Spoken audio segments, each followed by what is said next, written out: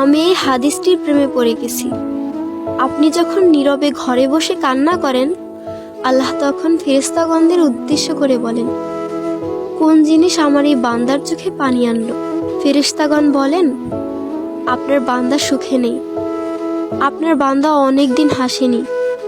এই বলে ফেরেশতাগণ কান্না করতে থাকেন এবং আল্লাহকে বলেন, হে আমার রব, আপনি জানেন আপনার এই বান্দার হৃদয়ে কি রয়েছে, অতএব আপনি তার জন্য সবকিছু সহজ করে দিন। আল্লাহ বলেন, আমার এই বান্দা এমন কিছু জীবন থেকে হারিয়ে ফেলেছে যা সে অধিক ভালোবেসেছিল। অতএব আল্লাহ বলেন, আমি শপথ করছি, আমার বান্দা তার জীবন থেকে যা হারিয়েছে এর চেয়ে উত্তম জিনিস তাকে এনে দেব, যা দেখে দুনিয়া ও আখিরাতের সবাই বিস্মিত হবে। আলহামদুলিল্লাহ।